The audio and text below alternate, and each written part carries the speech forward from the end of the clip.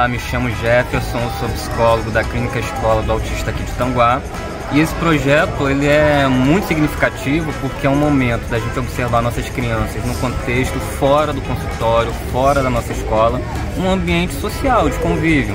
A gente pode ver a relação dessas crianças com outras crianças, a relação dos familiares com seus filhos, e assim a gente consegue ver na prática se tudo aquilo que a gente está ensinando na clínica escola, de fato está surgindo efeito. A gente consegue observar se aqueles comportamentos que a gente está ensinando, essas crianças estão conseguindo levar para o seu dia a dia, para o seu ambiente natural. Eu estou muito feliz em participar desse projeto aqui no Lona na Lua, no dia de hoje, né, nesse mês que a gente comemora sobre a questão do autismo. E é uma oportunidade única para os profissionais da rede de Tanguá e, por que não dizer, para toda a população de Tanguá. É muito importante que as pessoas fiquem conscientes, tenham a ciência das questões que envolvem o autismo.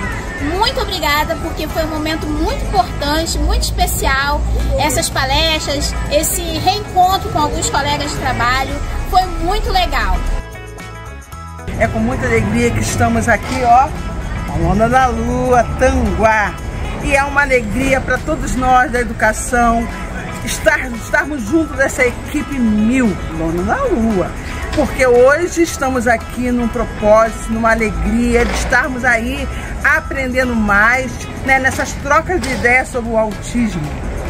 Que é o autismo no nosso dia a dia, nas famílias, nas escolas, nas ruas, nos coletivos. Nós sabemos que quando estamos juntos, podemos muito nos construir com as trocas de informações. E é com esse carinho que eu, a Dilcilene, mais conhecida como Professora Lene, hoje atuo junto à equipe da Clínica Escola Autista de Tanguá, como pedagoga e também com essa orientação de acolhimentos às famílias atípicas. O que nós, enquanto equipe da Clínica Escola, temos feito assim com muito carinho, porque essas famílias precisam muito dessa rede de apoio. E é com muito carinho que novamente falo, meu coração, ó, está aí totalmente azul, porque autismo é uma causa não só da Lênia, mas de todos nós. A ideia da oficina dos lixicos é transformar lixo em brinquedo. Um pouco do lúdico, trazer a criança para essa coisa de construir o próprio brinquedo. Hoje é muito falada a questão do celular, da criança ficar presa ao celular, né? E muitos pais a gente ouve falar que meu filho adora celular, ele só quer saber de celular, né? Mais ou menos, né? Porque muitas vezes é usado como uma babá. Pai, vamos brincar, vamos fazer um brinquedo? Não, agora não posso, toma o celular, né? A ideia é isso, é trazer, principalmente trazer essa coisa de interação de pai com filho, de brincar junto, né? E diminuir, né, a quantidade de lixo que tem por aí. Eu gosto de brincar, de dizer também que tudo isso aqui, esses brinquedos, se a gente desmanchar, vai ter uma pilha de lixo enorme que vai estar na nossa rua, na nossa casa.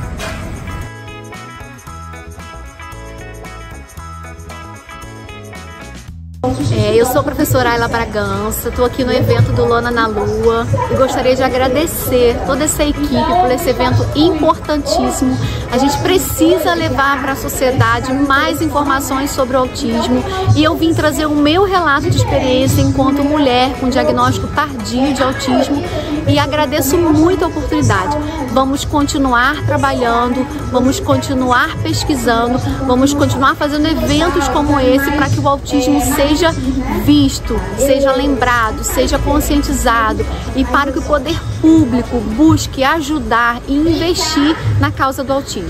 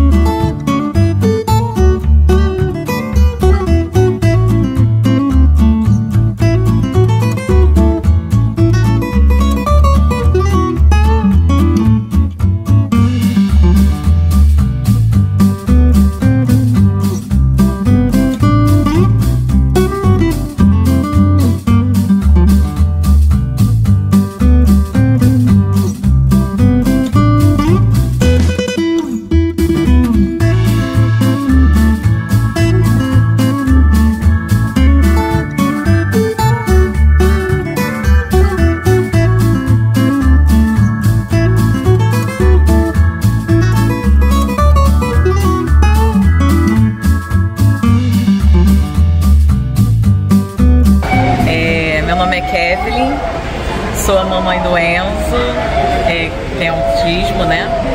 E vim aqui hoje no Lona na Lua prestigiar esse momento juntamente com ele.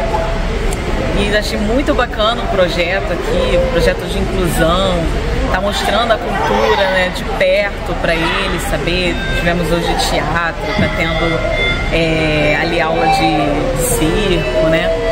E teve também tinta, pintura, muito bacana, muito legal. E é isso, é ter acesso à cultura, né? E incluindo os autistas também em todo esse projeto. Achei muito legal o espaço aqui. Tivemos aqui um café da manhã maravilhoso. E que venham mais programações como essa, para estar incluindo mesmo, né, nossas crianças em toda essa questão.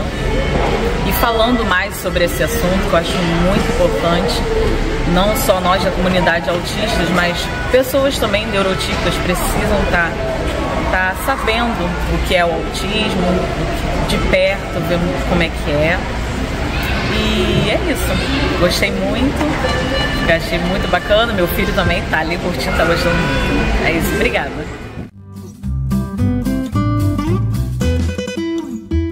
Meu nome é Kelly Rodrigues, eu sou psicóloga do Ambulatório Loyola. Eu fui convidada pela Célia, intérprete de Libras, a participar desse evento hoje aqui no Lona na Lua de Rio Bonito, sobre o mundo azul, debaixo da lona dos sonhos, que fala sobre a inclusão dos alunos, né? Hoje o tema, né, o objetivo é sobre o autismo, mas eu quis também trazer os meus pacientes do Loyola para cá, com o objetivo deles interagirem com outras crianças, eles aprenderem a lidar com as outras crianças também. E é muito legal ver o quanto que eles estão ali vencendo, rompendo as suas dificuldades, a questão do retraimento, a questão da interação social. Eles vão aprendendo com as atividades, com os profissionais daqui do Lona na Lua, que são excepcionais. Pintura, tem oficina de pintura, oficina de arte, oficina de circo. Então está sendo assim uma experiência muito rica. Eu quis sair do ambulatório porque às vezes a gente fica na repetição de somente 4 paredes, mas aqui estando com os profissionais e vendo o quanto que as crianças estão felizes e rompendo a timidez, isso já vale muito a pena. E eu estou muito grata a todos, a Célia, a vocês profissionais daqui do Lona na Lua, por essa oportunidade, por me receberem aqui.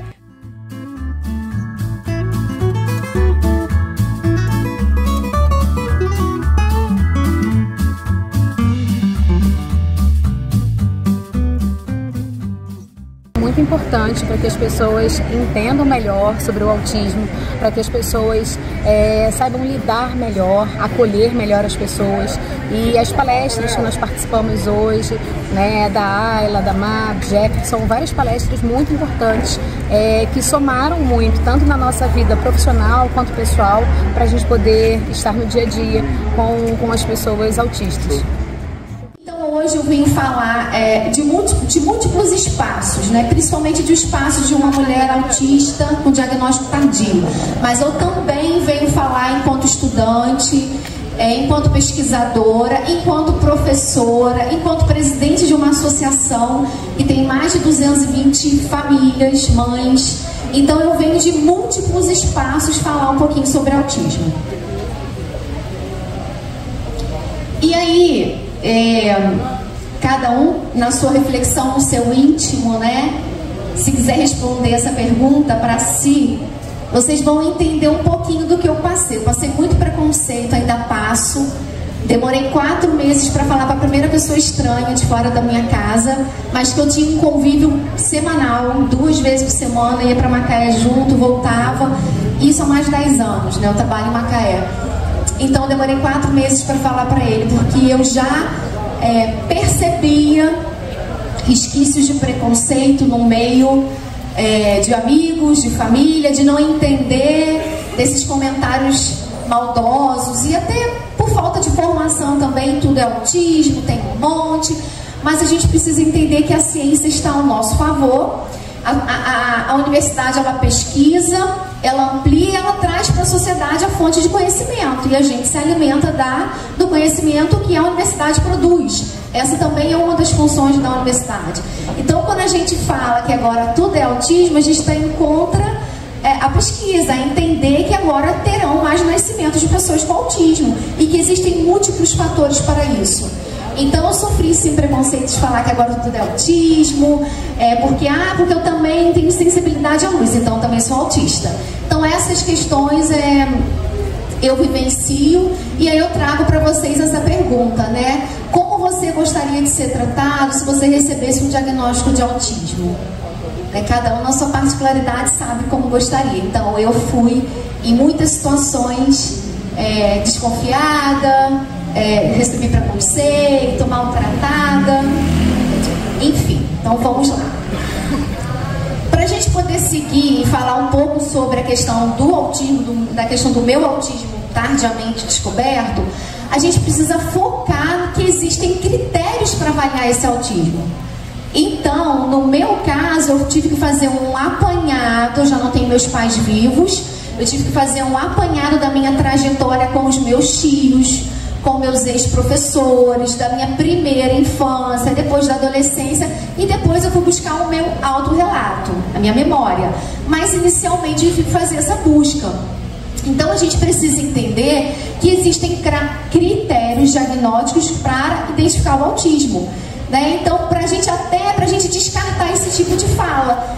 Porque eu tenho sensibilidade à luz, porque eu corto a etiqueta da minha blusa, então eu também sou autista. Então, se a gente tem critério diagnóstico em si, o autismo já pode ser diagnosticado, identificado a partir de 1 ano e meio, a gente precisa ir eliminando essas falas populares, né, do senso comum. Então, esses são os critérios que o DSM ele traz. Essa é a versão TR, é a versão mais atualizada, mas já tem outra versão sendo discutida. Esse documento não é um documento fechado de um gabinete onde alguém senta, escreve e propaga, não é isso. Esse manual tem mais de 60 anos, ele é usado no mundo inteiro, principalmente pela psiquiatria, pela saúde mental. E não existe só os psiquiatras que se debruçam. Esse manual ele tem um leque de profissionais envolvidos. Então todo mundo que perpassa pela vida do autismo tem um pontinho de contribuição ali, inclusive as famílias, tá? Então esse não é um pensamento isolado de alguém que criou, desenvolveu e propagou. Não, isso é um documento científico que vem de múltiplos olhares e tem mais de 60 anos, está na sua 5ª versão. Então, quando a gente pensa em avaliar uma pessoa com autismo, a gente precisa passar por esses critérios, né?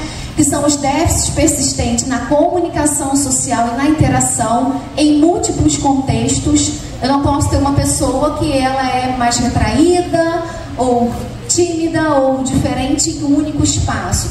Quando a gente fala de um transtorno, ele é da pessoa, ela nasceu assim, ele vai se mostrar por onde ela passar, né? E depois eu vou esboçar mais como que a gente pode entender. Os padrões restritivos e repetitivos de comportamento, de interesses e atividades. Esses sintomas, eles são vistos precocemente, vocês viram aí o relato da Mar, é perceptível, né? Já muito pequenininho, mas quando a pessoa vai crescendo, aí é um pré-adolescente, ou é adolescente, ou é idade adulta, o que acontece com a gente? A gente começa a mascarar, principalmente o nível 1 de suporte, começa a mascarar algumas características e aprender a se adaptar, a se adequar ao ambiente. Então, se eu estou aqui no espaço de formação com vários educadores, eu tenho que saber me portar nesse espaço. A criança vai crescendo também, sendo moldada por seus familiares a aprender a se ajustar nos espaços. Então, eu vou te levar para jantar, mas chegando lá, não quero você correndo de um lado para o outro, senão a gente vai embora. Então, essas falas começam a moldar comportamentos. Mas isso só vai conseguir se for o nível 1 e 2 de suporte. O nível 3 não vai conseguir moldar assim. E aí, essa repetição, essa constância vai fazendo com que aquele indivíduo com autismo comece a se regular nos ambientes diferentes, tá? Mas, ou ele já apresenta essas características, ou ele vai burlando, ele vai fingindo, ele vai se adequando, tá? Por isso que é uma pesquisa demorada, por isso que passa por múltiplos profissionais, por isso que um especialista às vezes encaminha para outro, e por isso que começa a intervenção precoce. Intervenção precoce é independente de diagnóstico. Intervenção precoce é para a criança desenvolver os atrasos que ela já está apresentando, independente do que ela tenha, né? E aí a gente também tem um autista que pode apresentar uma deficiência intelectual como comorbidade. Então, o que seriam esses déficits na comunicação e na interação social? O que é isso? É uma abordagem social anormal, é uma ecolalia, que é uma repetição. Você fala e ele repete a sua fala naquele momento imediato ou depois em outra situação, né? Dificuldade para interpretar pistas na comunicação, linguagem imatura. Ele já está com 12, 14 anos, mas você percebe uma comunicação, uma linguagem muito imatura para a idade biológica dele. Falha em iniciar ou responder às interações sociais, anormalidade no contato visual e corporal. O nosso corpo fala, a gente não fala só com a boca, né? Através das cordas vocais, o nosso corpo fala, o nosso rosto fala, o movimento fala. Então, muitos autistas falam com o corpo, com os movimentos, com as estereotipias, né? A comunicação dele é essa. Mas existe essa falha, déficit na compreensão do uso de gestos, dificuldade nas expressões faciais, dificuldade para desenvolver e manter e compreender relacionamentos. Às vezes ele até inicia e ele faz, mas depois ele não consegue se manter naquela amizade, naquele relacionamento. Dificuldade em ajustar o comportamento para se adequar aos contextos sociais. Dificuldade em compartilhar brincadeiras imaginativas, dificuldade em fazer amigos, dificuldade para interpretar o sarcasmo, a piada, falha na prontidão para responder comandos e chamadas. E essa falha nessa prontidão a criança está fazendo uma coisa, o adulto, e você já quer uma resposta muito imediata, mas o cérebro dele funciona de outra forma. Ele tem que parar, finalizar aquilo ali, ter uma pausa para iniciar outro comando ou outra atividade. E muito mais coisas, né? E isso é um recorte isso que a gente está mostrando é um recorte do que o médico e da equipe terapêutica vai observar para iniciar um diagnóstico de autismo. Um critério avaliativo, então a gente vai para o outro. Padrões restritivos e repetitivos de comportamento. Estereotipias motoras, estereotipias na fala, estereotipias com o uso de objetos, dificuldade em modificar rotinas, padrões rígidos de pensamento, insistência na mesmice, rituais de saudação, aquela criança que faz sempre a mesma coisa quando chega, né? Necessidade de fazer o mesmo caminho ou ingerir os mesmos alimentos diariamente. A seletividade alimentar é um padrão restritivo e repetitivo, que é perigoso e vai ocasionar outras demandas, né? Forte apego e preocupação com objetos incomuns ou com alguém. Eu tenho alunos autistas que têm excesso de preocupação com um familiar. Elege uma pessoa para ter esse excesso de preocupação traz um sofrimento, né? Ele tem muita preocupação sobre o futuro, o que vai acontecer com a minha família, com essa pessoa, com a minha mãe. Ela está aqui, ela foi aonde? Por que ela não me chamou? E isso traz sofrimento, traz ansiedade, traz depressão. Então, tudo isso tem que ter muita atenção, né? E forte apego a objetos incomuns, os flaps ou os flips, girar o corpo, balançar as mãos, estalar dedo, aí coça aqui, aí morde aqui, aí caduca sempre no mesmo lugar, aí enrola um pelinho. São múltiplos, tá? Andar na ponta dos pés, ecopraxia, imitação do movimento, aí olha um desenho, olha um personagem, do nada, tem mais de um mês que ele não vê, mas ele vai lá e imita aquele movimento, aquela fala, ou imita alguém. Então isso também é um recorte, tem muito mais coisa do que seria um padrão restritivo e repetitivo. Então a gente está falando de outro critério. Como é complexo avaliar o autismo, principalmente o nível 1 e 2 de suporte, né? E aí a gente tem um transtorno no processamento sensorial, né? Toda pessoa com autismo tem transtorno no processamento sensorial. E esse transtorno vai se manifestar de diferentes formas, né? Sobre aquilo que ele busca, é como se o corpo dele quisesse muito aquela informação, quisesse sentir aquele desejo, sentir aquela sensação prazerosa. Para ele também tem aquilo que o corpo dele não quer. Recusa, causa dor, causa incômodo, e ele recusa, né? O exemplo da luz, exemplo de um som alto, E aí ele está sendo incomodado, ele não quer. Mas tem aquilo que ele busca também, a música alta. Então a gente tem que sair do mito de que nenhum autista gosta de música alta. Eu adoro música alta, mas eu não gosto de pessoas que têm um tom de voz alto conversando comigo. Mas eu adoro música alta. E sou chamada a atenção por isso. Então a gente tem a hiporreatividade e a hipersensibilidade, que é aquilo que eu trago para mim e aquilo que eu recuso, né? A hipersensibilidade vai ser a recusa e o contrário vai ser o que busca. A todos os estímulos, porque aqui a gente está no ambiente de Lona. Vamos pensar nos estímulos que a gente tem aqui. A banda, o tom de voz de quem está cantando, cada instrumento musical, as luzes, o calor, a água, né? Tudo traz estímulos, o balançar dali do cetim, o ventilador. Nós estamos lidando com múltiplos estímulos, o perfume de quem está ao meu lado, né? O tom da roupa, se está mais neon. Então esses estímulos do ambiente, eles refletem no sensorial desse autista e aí ele vai responder àquele ambiente. Ele pode responder tendo uma crise, ele pode responder indo buscar aquilo que ele gostou, ele quer, ele pode responder saindo, ele pode responder chorando. A gente sempre precisa interpretar o sujeito no meio onde ele está, para a gente entender o que agrada ou o que ele busca como prazer.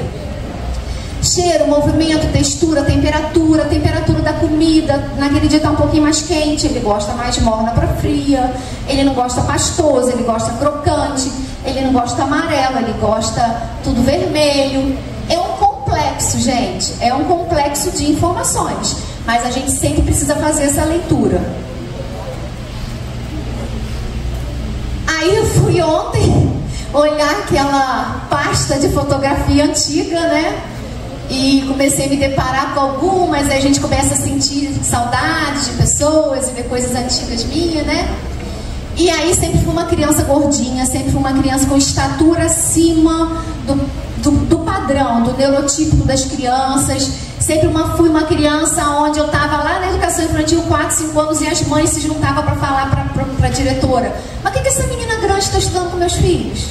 E aí minha mãe tinha que falar, porque ela tem a idade dos filhos de vocês. Ela tem, né, cronologicamente, biologicamente a mesma idade, está na mesma série, no mesmo ano, ela só é grande. Então esses preconceitos, eles vêm desde pequeno. Mas não aí, como aqui a gente ainda não sabia o que era autismo, não sabia nada sobre isso, o preconceito, ele está corriqueiro na nossa sociedade para tudo, né? E é isso que a gente precisa combater. Por que eu peguei essa foto? Porque vocês vão observar as bonecas na cama, algumas penduradas e tudo mais. Isso era o meu padrão. E a gente está falando de critério de diagnóstico, que o padrão é um critério. Então, assim, arrumar as bonecas na mesma posição, pendurar o que tem que ser pendurado e fazer isso era um padrão. Mas que naquela época era só uma organização. Essa garota é ótima, ela organiza, bota, não conseguia ninguém fazer. Mas era um padrão. Outra situação, eu já adolescente, bem fortinha também, e aí, isso aqui era um aniversário meu, eu não era muito sorridente de gostar de tirar foto, essas coisas assim, né?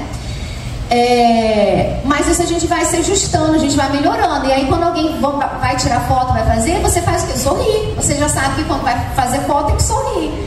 E isso no dia a dia, porque às vezes até esse preconceito existe. Gente, ele adora tirar foto, como é que ele sorri na foto? Ele já sabe, gente, qual criança não sabe no celular e virar pra tua cara pra fazer uma selfie?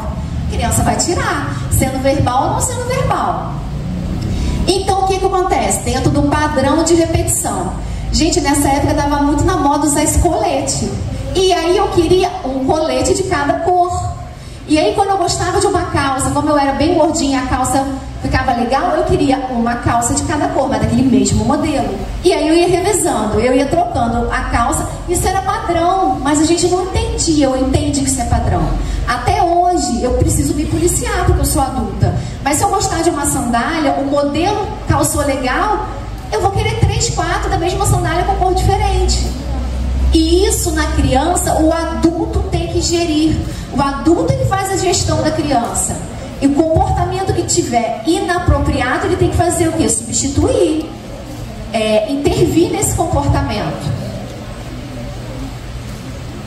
Falando aqui sobre o diagnóstico, trazendo um pouquinho da literatura sobre o diagnóstico na vida adulta, eu vou trazer só um recorte de um artigo para vocês, que é uma revisão. Quando a gente fala de uma revisão, a gente está falando que ela foi pesquisada e trabalhada por muitas pessoas e ela foi vista em vários países ou em vários formatos, com várias palavras estratégicas daquele assunto. Então essa revisão, ela tem uma base muito boa, ela é de 2020 e vem falando sobre o diagnóstico na vida adulta.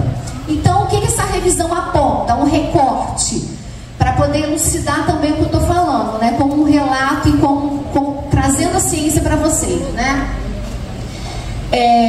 Foram encontrados 82 estudos de 13 países. As mulheres relataram maior desconfiança dos profissionais da saúde. Quando elas iam buscar o diagnóstico, elas eram meio desconsideradas ou desmerecidas por esse profissional da saúde, porque nós mulheres, aqui a maioria é mulher, né? Porque as mulheres têm uma defesa no organismo, quimicamente, por isso que são 4 homens para uma mulher, né? O secretário estava falando aqui. E nós somos moldadas desde pequena a ter comportamentos que a sociedade exige, que nossos pais exigem. Então, desde pequena, a menina tem que cruzar a perna, ser atenciosa quando chega uma visita, senta assim, bota... Nós somos muito moldadas socialmente desde pequenas. Então, quando a mulher adulta, nível 1 de suporte, chega para um diagnóstico, ela está sendo muito desconfiada. Isso foi relatado na pesquisa. Eles não querem validar a fala dessa mulher.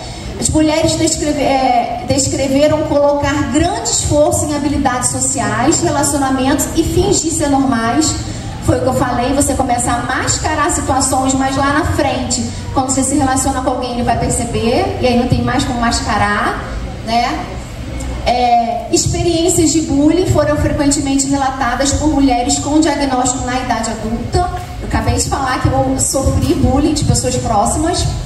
Depressão de 13% a 50%, ansiedade de 10% a 50% foram altamente prevalentes entre adultos submetidos à avaliação. Adultos autistas expressam que o diagnóstico lhes deu uma nova estrutura para interpretar suas experiências.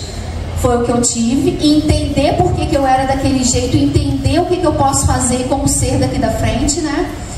E os adultos geralmente expressam alívio e felicidade por suas preocupações terem sido validadas. Era aquilo mesmo que eu desconfiava, eu acho que eu tinha autismo mesmo, como é que foi o processo, o que eu vou fazer daqui pra frente com essa história. Por quê? Porque representatividade importa e vai sempre importar em todos os espaços. Então, por que não ter representatividade de uma mulher autista com diagnóstico tardio? Tudo vai ter representatividade, todas as pessoas precisam se sentir acolhidas. E depois, eu só tenho 5 minutos, mas eu não vou conseguir, pelo menos 7. E depois que eu tive o meu diagnóstico, eu acabei ajudando outras pessoas. Hoje tem 3 adultos na minha cidade, Rio Bonito, que já conseguiram o diagnóstico. Não posso falar o nome, é muito pessoal, eles vão falar quando se sentirem à vontade. Mas todos 3 me procuraram e começaram a perguntar, eu ajudar, encaminhar. E os 3 têm diagnóstico, inclusive com mais de 50 anos. A partir do meu diagnóstico eu pensei, guardo a informação, fico quieta, vou para a vida, vou ajudar quem precisa, porque eu já era pesquisadora, fazendo doutorado, eu já era professora, eu já tinha o autismo na minha vida de forma muito presente. E eu peguei o meu diagnóstico e fui para a vida. Primeiro saiu um grupinho no WhatsApp, que vai fazer quase 2 anos com a Má. Vamos pegar as pessoas com autismo de Rio Bonito, vamos botar um grupo, vamos conversar, vamos ajudar essas mães. Hoje a gente tem 225 integrantes, mas a gente precisa multiplicar isso a maioria são mães, 90%, 92% são mães. Mas a gente, se multiplicar isso pela pai, ou pela avó, ou pelo irmão, a gente tem mais de 1000 pessoas envolvidas numa mesma causa.